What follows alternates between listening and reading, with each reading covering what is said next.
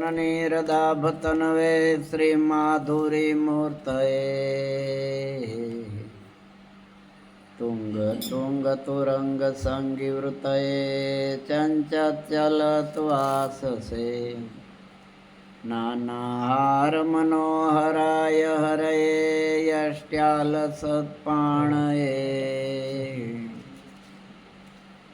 तस्मै श्रीगुरवे भवाय सहजानन्दाय वन्दामहे। ॐ श्री स्वामिनारायणाय नमो नमः। श्री घनश्यामाय नमो अवतारिणे श्री हरिकृष्णाय नमो नमः। स्वामिनारायण हरे शू काले बात आई थी कहीं याद छे?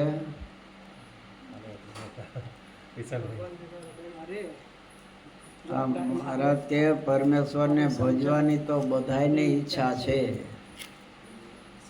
પણ સમજણમાં ફેર છે। સત્સંગની સમજણ આવવી જોઈએ ને। સમજણ આવે તો જ ભગવાન સુધી પહોંચી શકે ને, નહીતર તો ભૂવા ભરાડા મંત્ર તંત્ર કામણ ટુમણ એમાં બધામાં પડ્યા હોય। અને રજોગુણી હોય રજોગુણી દેવમાં જાય, તમોગુણી દેવો તરફ જાય, સત્વગુણી હોય એ ભગવાન તરફ જાય। એટલે મહારાજ કે એવી સમજણ હૃદયમાં હોવી જોઈએ કે આ પૃથ્વી જેની ડોલાવી ડોલે છે, શું તારામંડળ જેને અધર રાખ્યું છે, જેના વરસાવ્યા મેઘ વરસે છે, આ બધું જે કાંઈ થાય છે એ મને મળ્યા એવા જે પુરુષોત્તમ ભગવાન તેના થકી જ થાય છે। મહારાજ કેમ સમજે આવા અનંત ગાજવીજ આશ્ચર્ય જે કાંઈ થાય છે એ પૂર્વે થઈ ગયા છે, અત્યારે થાય છે અને ભવિષ્યમાં થશે। એ બધા જ કરનારા અનંત પ્રકારના આશ્ચર્ય એ મને મળ્યા એવા જે પુરુષોત્તમ નારાયણ એમના દ્વારા જ થાય છે। એ સિવાય બીજો કોઈ ભગવાન નથી। શું? ગોડ ઇઝ ઓનલી વન, એક જ ભગવાન છે, અનંત નથી, એક જ ચલાવે છે। અને વેદમાંય કીધું છે શું? એકમેવ દ્વિતીયમ બ્રહ્મ, એક જ અદ્વિતીય બ્રહ્મ છે, અહીંયાથી બધું સંચાલન થાય છે। છેલ્લે અંત્યના 39 વાંચજો 38-39 મહારાજ કે જાજા ભગવાન હોય તો ઉપર એ ઝઘડા થવા માંડે ને। અહીંયા ચૂંટણી થાય છે ને, નથી થતી? ઓલા કહે છે અમને વોટ આપો, ઓલા કહે છે અમને વોટ આપો, એમ ઉપરથી ફરફરિયા આવે કે અમને તમે આપજો, અમે તમને આમ કરી દેશું, ટાઈમે વરસાદ કરશું, ટાઈમે તમારી બાજરી પાકી જશે, તમારી મગફળી પાકી જશે, વચ્ચે 3 વરસાદની નહીં આવવા દે, એમ ઉપરથી મંડે ને આવવા જો જાજા હોય તો। એટલે મહારાજ કે કેવું તંત્ર એક સરખું ચાલે છે। મહારાજે તો એમાં એમ ત્યાં સુધી કીધું છે કે એક ભગવાન કહેશે કે મારે હવે માણસના ધર્મ પશુમાં રાખવા છે, તો બીજો કહે મારે પશુને માણસ જેવા કરવા છે। આમ બધું મંડે કરવા, કોઈ કહેશે હવે ઉપરથી વરસાદ ને નીચેથી ફુવારા કરવા છે, કોઈ કહે છે હવે આંબામાં કેરીઓ નહીં, મારે લીમડામાં કેરીઓ મોટી મોટી લાવવી છે, દાડમ છે એ જામફળમાં લાવવા છે। આમ બધું મંડે થવા, પણ મહારાજ કે કેવું એક સરખું તંત્ર ચાલે છે એ બતાવે છે કે એક જ ભગવાન છે। મદભયાત વાતી વાતો એમ સૂર્યસ્તપ્તિ મદભયાત વર્ષતિન્દ્ર દહત્યગ્નિ મૃત્યુશ્ચરતી મદભયાત। ભગવાન કે મારા ભયથી વાયુ વાય છે, સૂર્ય તપે છે, અગ્નિ બાળે છે, પાળ વિનાનો સમુદ્ર એમનામ રહ્યો છે, એ ભગવાનની એને બીક છે એટલે, નહીં તો એને ક્યારેક ઉભરો આવે હાલો બધું ખેદાન મેદાન કરી નાખવું, પણ કરી શકતા નથી। શું? એ સૂર્ય ટાઈમે ઉગે ને ચંદ્ર ટાઈમે ઉગે, ભલે આપણે ટાઈમે ન આવી પણ એ બધા ટાઈમમાં રહે. એને એટલી બધી ભગવાનની બીક છે કે કદાચ લઈ લે તો મારો આ હોદો, એ બીક છે ને બધાને હોદાનું તો છે જ. સમજ્યા કે આ વયું ન જવું જોઈએ. એક ફેરે ખુરશી મળી ને પછી એની ઓલું છૂટતું નથી મમત્વ. એટલે મહારાજ કે જો જાજા ભગવાન હોય તો ઉપરથી આ ઝઘડા થવા માંડે, પણ એ તંત્ર સરખું ચાલે છે. એનું કારણ જ એક છે કે એક જ ભગવાન છે. હમણાં જે થાય છે તથા આગળ થશે, સર્વે મને મળ્યા એવા જે પ્રત્યક્ષ ભગવાન તે વતે જ થાય છે. પ્રત્યક્ષ એટલે પુરુષોત્તમ નારાયણ. મહારાજ કહીને ગયા છે, નથી ગયો ગોલોકમાં, નથી ગયો અક્ષરધામ, અવિચળા સત્સંગમાં રહો છો આઠો જામ. એટલે પ્રત્યક્ષ જ બિરાજે છે. પહેલાં મનુષ્ય આકૃતિથી હતા, હવે મૂર્તિ રૂપે પણ પ્રત્યક્ષ તો છે. એ પરોક્ષ થયા નથી, એ મૂર્તિ નથી, મૂર્તિમંત મહારાજ બિરાજે છે. એ ભાવથી એના દર્શન કરો, એમની સેવા કરો તો એ પ્રમાણે લાભને સુખ મળશે. મૂર્તિ માનશો તો ભગવાન કે હું મૂર્તિ જેવો રહી તમારા માટે,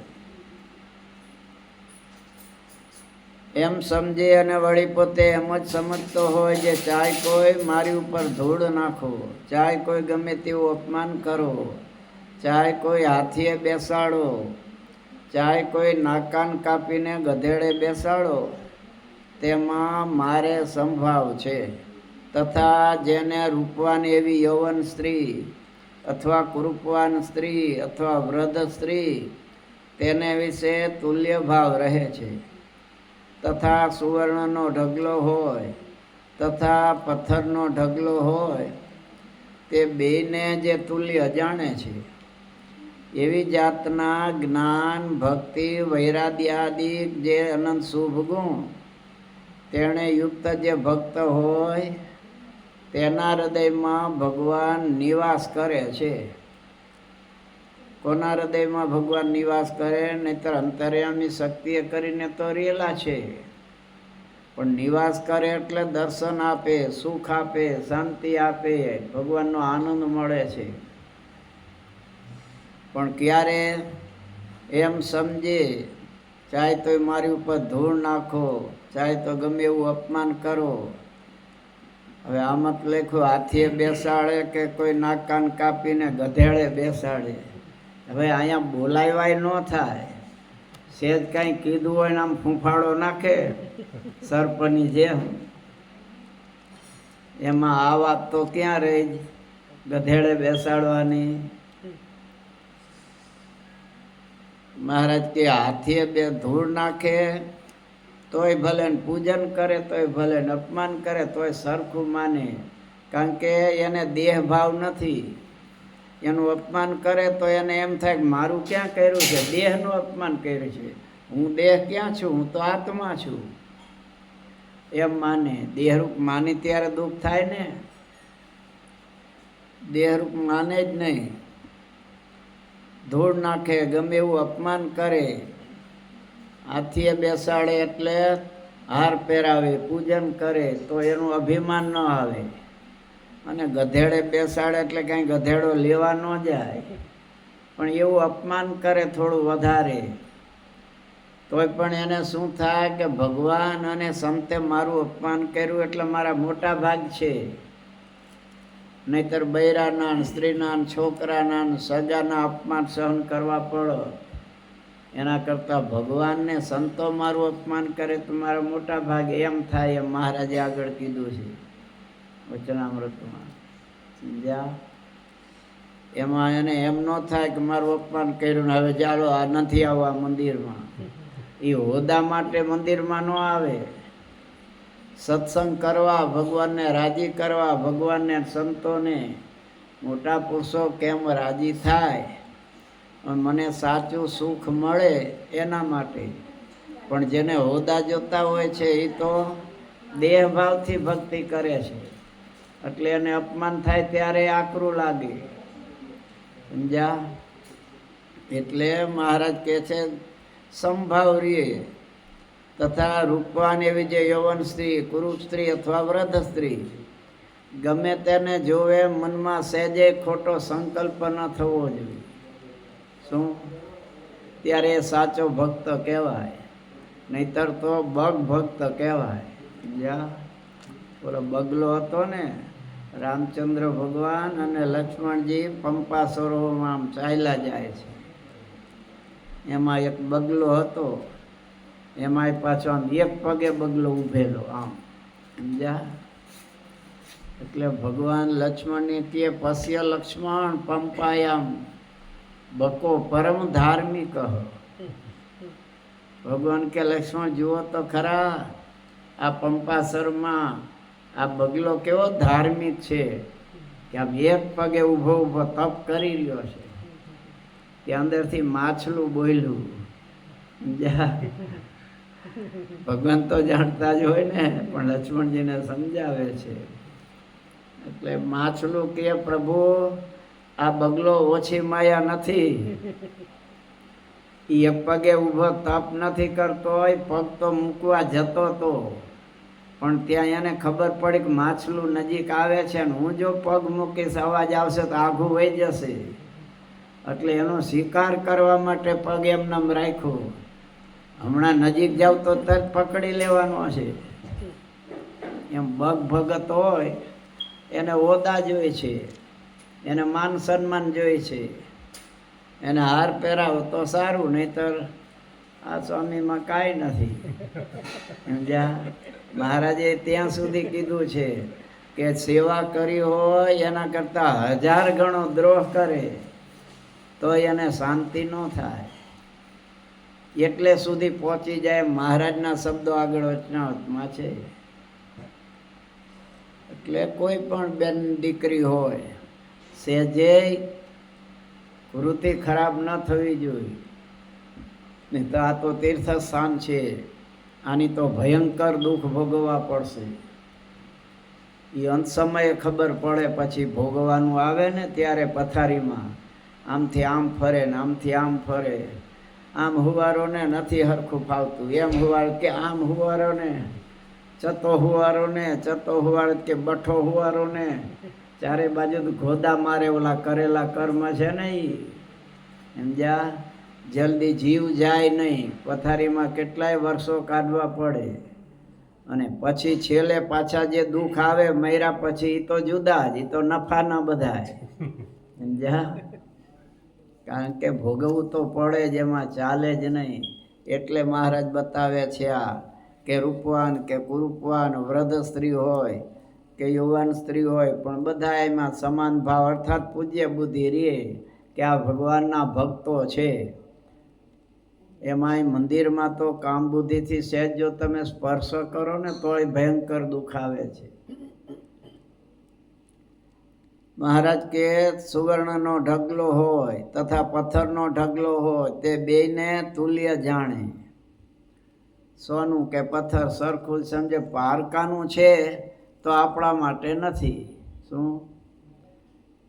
બોલો સગ્રામ વાઘરી અમારે મૂળી પાસે લીંબલી ગામ છે, ત્યાંનો લીંબડી તાલુકો છે, પણ લીંબલી એ નાનું ગામ છે. ત્યાંનો સગ્રામ વાઘરી એ બ્રહ્માંડ સ્વામીના યોગમાં આવ્યો એટલે ભક્ત બન્યો. હતો કેવો? દારૂ પીતો, માંસે ખાતો તો, બધું કરતો હતો, અને વઢવાણના રાજાને કૂતરા તૈયાર કરીને શિકાર કરવા માટે આપતો. પણ બ્રહ્માંડ સ્વામીનો યોગ થયો એટલે બધું છોડી દીધું, કંઠી સ્વામિનારાયણની ધારણ કરી. હવે એમાં પછી દુષ્કાળ પડ્યો એટલે એમ થયું કે હવે જ્યાં વરસાદ છે એ જગ્યાએ આપણે જઈએ તો આપણને શાંતિ રહે. કારણ કે ખાવા પીવાનું મજૂરીને મળી જાય ને, અહીંયા તો વરસાદ છે નહીં એટલે મજૂરીનું કામ થઈ શકે નહીં, પોતાની ખેતી કી તો હોય નહીં. છે કોણ? વાઘરી. હાલ્યો જાય છે એમાં કોઈ જાન જતી હતી, એના પગનો તોડો પડ્યો રહ્યો, પડી ગયો. ગાડું જલ્દી જલ્દી જતું હોય, ખબર ન રહી. આ બે હાલ્યા જાય છે, પોતે સગરામ આગળ છે, પાછળ એની પત્ની છે.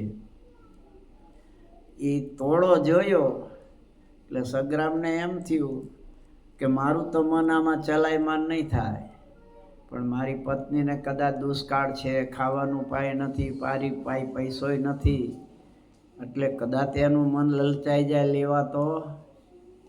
એટલે એને સહેજ આમ ઉપર ધૂળ નાખી પગેથી. પછી આગળ ગયા એટલે તળાવ આવ્યું અહીંયા. પછી પાણી પીવા બેઠા, પાણી પીને બેઠા. એટલે સગરામની પત્ની કહે, તમે શું ત્યાં કરતા હતા પગેથી આમ? એટલે કે કોકનો સોનાનો તોડો પડ્યો હતો.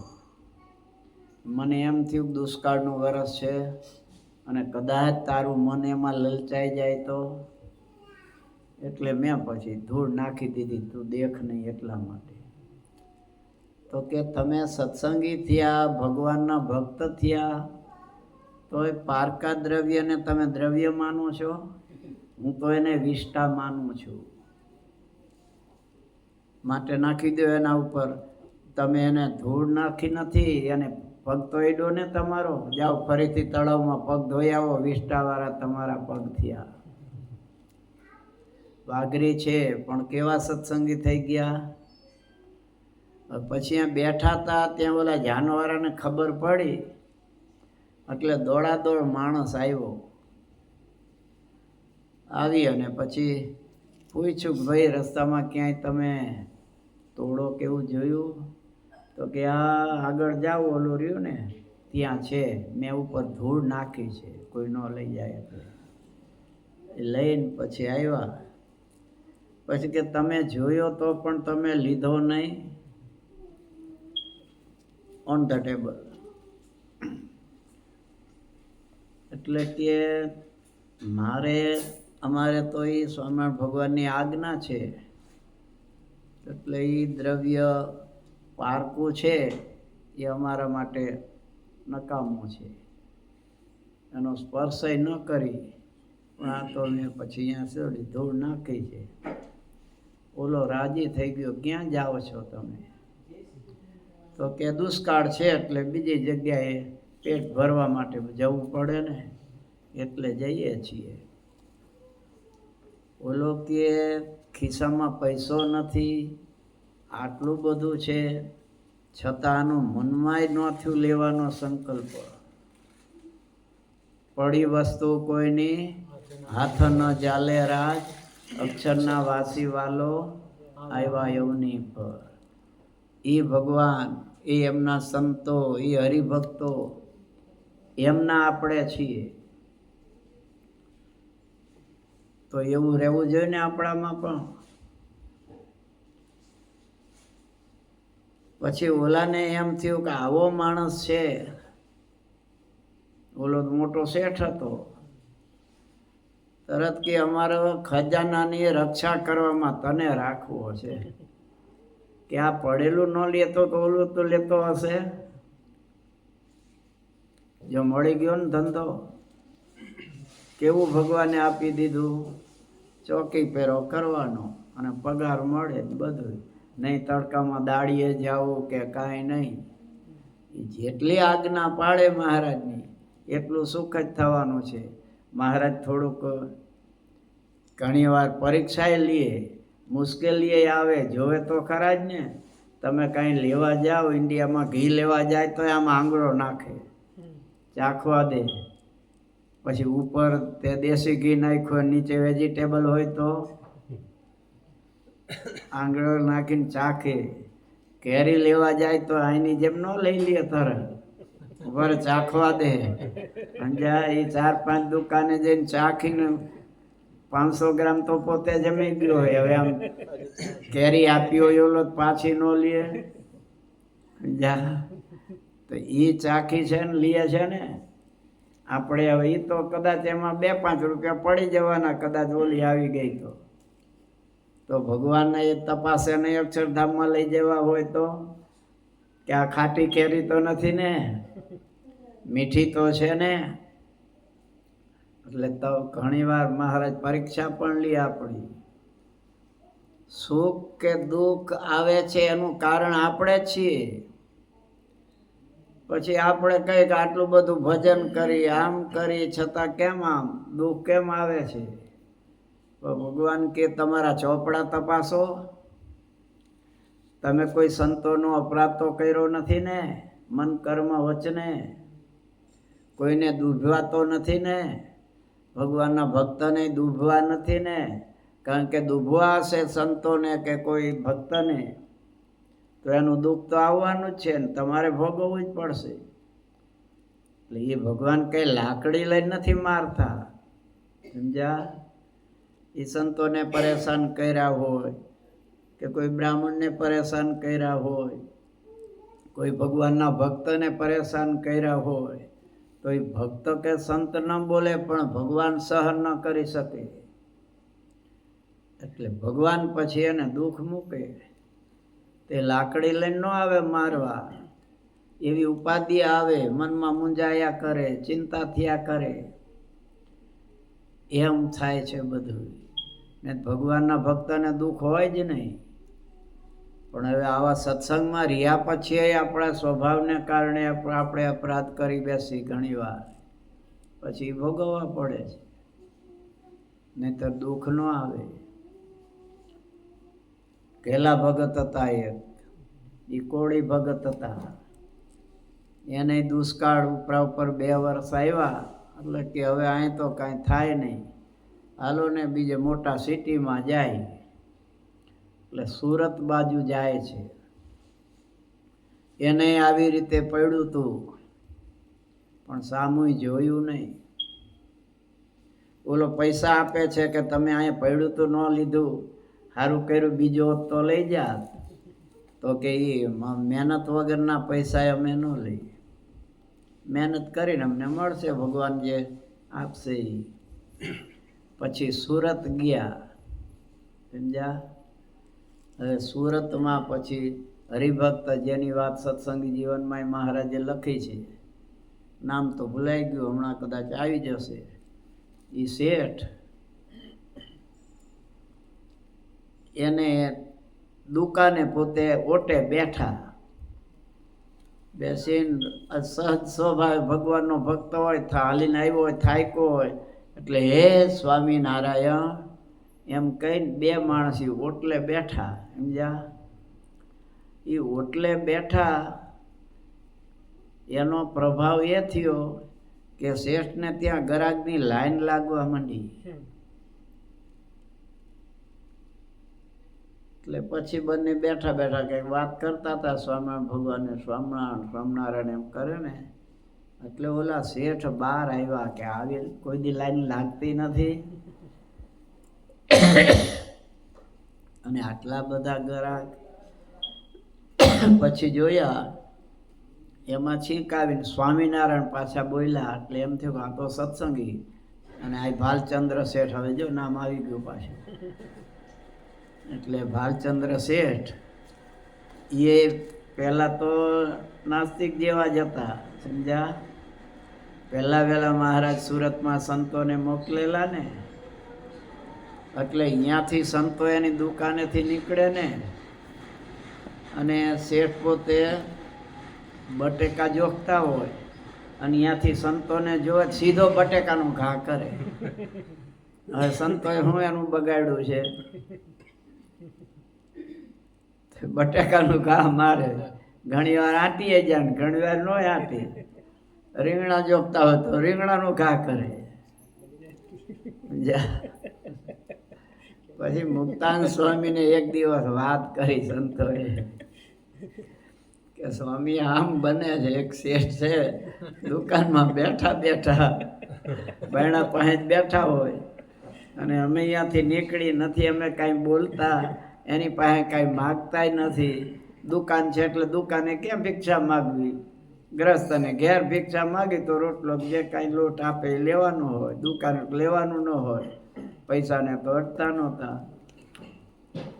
એટલે કે આમ થાય. સ્વામી કે આજે તમને જે ઈ આપે ને એ તરત લઈ લેજો તમે, એ ભલે. હવે એને શેઠાણીએ કીધેલું ઓલી ભાજી કરવી હશે તાંદળજાની, એટલે કે લ્યો આના પાન તોડો. એટલે ડાંખરા એક બાજુ મૂકતા જાય અને ભાજીના પાન તોડે છે.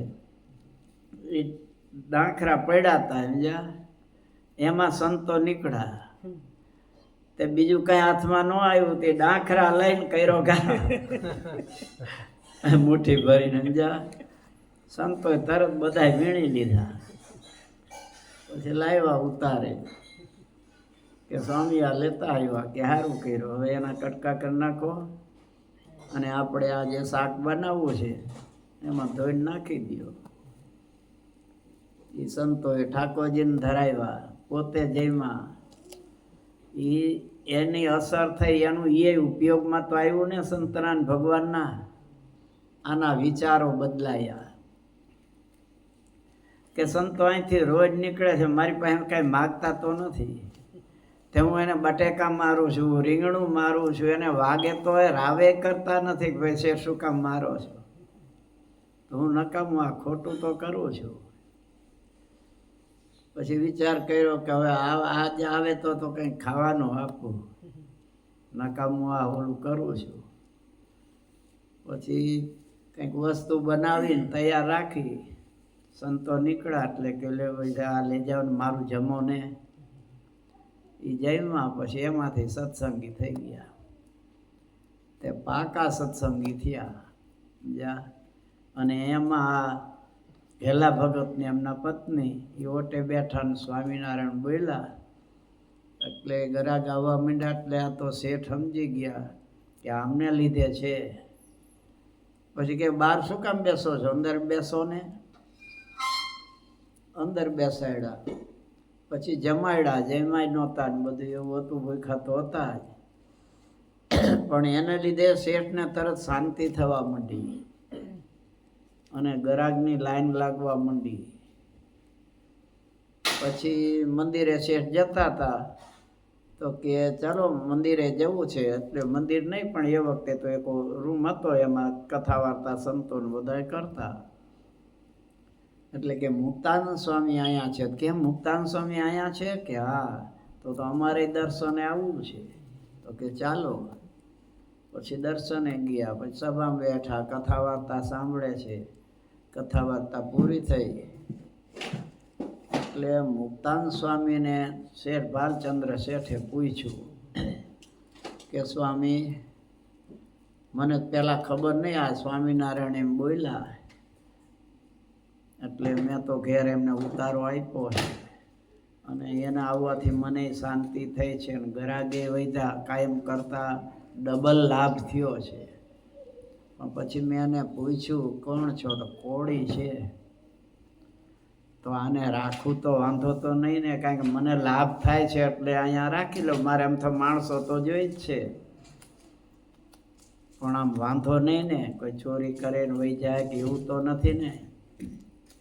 મુક્તાનંદ સ્વામી કે શેઠ, તમારા ઘેર અમે આવીએ અને કદાચ અમારે રાત રોકાવી પડે અને તમે કહો કે સ્વામી આ રૂમમાં રહ્યો, અને એ રૂમમાં તમારી તિજોરી હોય ને અંદર પૈસા ને બધું ઘરેણાં ને બધું પડ્યું હોય, અને અમે એ રૂમમાં રાત્રે સૂતા હોય, તો તમને મનમાં એમ થાય ખરું કે સ્વામી આ લઈને બધું રાતે ભાગી નહીં જાય ને? આવો મનમાં સંકલ્પ થાય. અરે સ્વામી એવું ક્યાં બોલો છો, એવું થતું હશે? તમારે વિશે ન જ થાય ને. તો બસ મારો જેટલો વિશ્વાસ છે એટલો આનો વિશ્વાસ રાખજે બે માણસનો. એ કોઈ દિવસ ખોટું કરશે નહીં એવા વિશ્વાસથી રાખજે. તો એટલે મહારાજે કીધું કે સોનાનો ઢગલો હોય, સુવર્ણનો ઢગલો હોય, પથ્થરનો ઢગલો સમાન માને. આ આપણા સત્સંગની રીતિ છે. બે જે તુલ્ય જાણે છે એવી જાતના જ્ઞાન, ભક્તિ, વૈરાગ્યાદિક જે અનંત શુભ ગુણ તેણે યુક્ત જે ભક્ત હોય તેના હૃદયમાં ભગવાન નિવાસ કરીને રહે છે. એના હૃદયમાં ભગવાન રહે, અને ભગવાન રહે એટલે શાંતિ સહેજે મળવાની છે. આપણામાં ભગવાન છે કે નહીં એ આપણને પોતાને ખબર પડી જાય. એમાંય પાછા ટકાવારી હોય, કેટલા પ્રકારના ક્રિયા છે, કેટલું આપણું અંતકરણ શુદ્ધ છે, સત્વગુણ છે, કેટલા છળ કપટ કરી છે, શું એ પ્રમાણે થવાનું બધું, અને શાંતિને સુખ રહે છે. ભગવાન નિવાસ કરીને રહે છે. પછી તે ભક્ત જે તે ભગવાનને પ્રતાપે કરીને અનંત પ્રકારના ઐશ્વર્યને પામે છે, અને અનંત જીવના ઉદ્ધારને કરે છે, અને એવી સામર્થ્યયુક્ત થકો પણ અન્ય જીવના માન અપમાનને સહન કરે છે, એવી મોટી સામર્થ્યને પામે છે. કેટલું સામર્થ્ય આવે? અનંત પ્રકારના ઐશ્વર્ય આવે છે. એ ગ્રસ્ત હોય તોય ભલે, ત્યાગી હોય તોય ભલે. પછી એના દ્વારા મોટા મોટા કામ થાય, એને પ્રયાસ ન કરવો પડે. શું? આ મોટા મોટા સમયા ઉત્સવ અત્યારે થાય છે ને ચારે બાજુ. અમારે મૂળીમાં વસંત પંચમીનો અત્યારે ઉત્સવ થવાનો છે. એના માટે સંતો બધાય શું ત્યાં મુક્તજીવન મહંત સ્વામી છે, કૃષ્ણ વલ્લભ સ્વામી છે, મથુરામના મહંત અમારા ગુરુભાઈ શ્યામસુંદર સ્વામી છે, નારાયણ પ્રસાદ સ્વામી છે, આ બધા મૂળીના વડીલ સંતો બધાય ગામડાઓમાં સ્કૂલોમાં ગરીબને જમાડે છે, અને આ બધી પ્રવૃત્તિ કરે છે. અને વસંત શિક્ષાપત્રીનો ઉત્સવ માટે ધમધોકાર તૈયારીઓ ચાલે છે બધી. એવી જ રીતે અમદાવાદમાં પણ પીપી સ્વામી, રામ સ્વામી, દિવ્ય પ્રકાશ સ્વામી, નારાયણ મુનિ સ્વામી, આ બધા જેપી સ્વામી, બધા સંતો એ બધા અત્યારે દોડીને આ કરે છે. તો આ સમયા ઉત્સવ કાંઈ એમનામ જ થાય છે? એ મંડપ ગોઠવવા કાંઈ એમનામ થઈ જાય છે? 7-7 દિવસ, 3-3 દિવસ, 5-5 દિવસ હોય, કોઈના તો કોઈ જગ્યાએ તો 11 દિવસ, 7 દિવસ. એ મંડપના ખર્ચા કેટલા થાય? એમાં જમવાનું તો મોટું જ ખર્ચ હોય ને. રોજ લાખો હરિભક્તો જમે. આપણે મહેમાન 5 આવ્યા હોય ને તો 2 દીમાં થાકી જાય. ત્રીજા દિવસે તો એમ જ થાય કે હવે આ દયાળુ પધારે તો સારું. હે ત્યાં લાખોની સંખ્યામાં ભક્તો આવતા હોય તોય બધાને હાથ જોડે, ભાઈ શાંતિથી લાઈનમાં રહ્યો, અવ્યવસ્થા ન થાય, બધું જમવાનું બધું છે તમારા માટે. આમ હાથ જોડી બધાને નમ્રતાથી કહેતા જાય, અને બધાને પ્રેમથી સાચવે છે ને. આપણા સંપ્રદાયની રીતિ પ્રમાણે પાછા ઉતારાની એ સગવડતા કરવાની. ઉતારાની બધાની સગવડતા વ્યવસ્થા થાય તો એ ખર્ચાય થાય ને. પણ એ આવી જાય છે ને ભગવાનની દયાથી. કારણ કે અનંત ઐશ્વર્ય એમાં આવે છે, એમાં ભગવાન રહેલા છે. એટલે ભગવાન એમના દ્વારા બધા કાર્ય કરાવતા હોય છે. સહજાન સ્વામી મહારાજની શ્રીપતિમ શ્રીધરમ સર્વદેવેશ્વરમ ભક્તિધર્માત્મજમ વાસુદેવમ હરિમ માધવમ કેશવ કામદમ કારણમ શ્રી સ્વામિનારાયણ નીલકંઠમ ભજે. સહજાન સ્વામી મહારાજની જય.